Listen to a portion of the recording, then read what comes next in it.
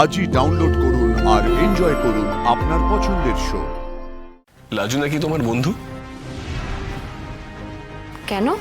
এলো যখন তুমি নিচে নামলে না, ওর সঙ্গে কোনো কথা বললে না, কেমন আছে জিজ্ঞেসও করলে না। সরি, খুব টায়ার্ড লাগছে, ঘুম পাচ্ছে। ফুল ছড়ানো থাকলে ঘুম আসতে চাইবে না।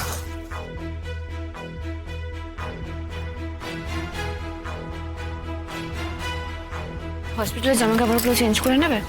না, ভালো লাগছে না, টায়ার্ড লাগছে খুব। আচ্ছা, আমি ওদিকে শুচ্ছি, তুমি ওদিকে শুতে পারো। আলো জ্বলবে? নিভে দিতে পারো, যদি অন থাকলে কোনো অসুবিধা নেই। Thank you.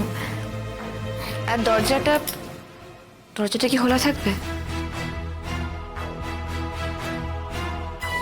সেটা তোমার যা ইচ্ছে। অ্যাকচুয়ালি আমার না দরজা খুলে শোয়ার অভ্যেস নেই, আমি দরজা বন্ধ করেই শুই। কিন্তু তোমার যদি এরকম এক ঘরে একসঙ্গে দরজা বন্ধ করে থাকতে অসুবিধা হয়, তাহলে আমরা দরজা খোলাই রাখতে পারি, আমার কোনো অসুবিধা নেই। আমার কিছুতেই অসুবিধা হয় না।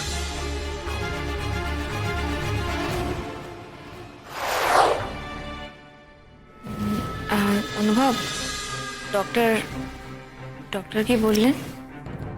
বললাম তো তখন নিচে। না, আমি জিজ্ঞেস করছি যে ওর কোনো ইন্টারনাল ইনজুরি হয়নি তো? না।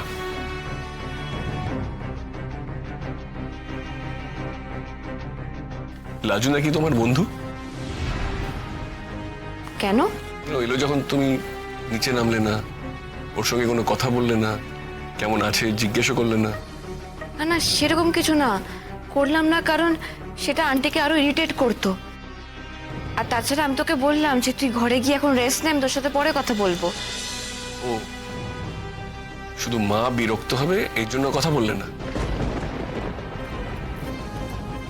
অনুভব, তখন আমি তোমাকে একটা কথা বলছিলাম না, যখন অ্যাক্সিডেন্টটা হলো তার আগে, আমি সেই কথাটা তোমাকে এখন বলতে চাই। নলতা, এখন আমার শোনার মতন কোনো এনার্জি নেই, পরে কখনো শোনা যাবে। তুই শুয়ে পড়ো। Good night.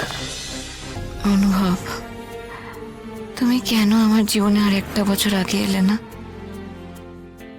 কেন? তবে তো এত বড় একটা ভুল আমি করতাম না, এত জটিল হয়ে যেত না সবকিছু। আর যেমন করে হয়ে আছে।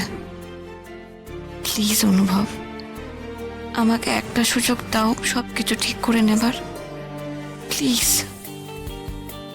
তুমি আমার প্রতি যত ইনডিফারেন্স দেখাচ্ছ না, তত যেন আমি তোমার প্রতি অ্যাট্রাক্টেড হচ্ছি। কি করবো আমি? তোমার এই উদাসীনতাই আমাকে আরো তোমার প্রতি দুর্বল করে তুলছে।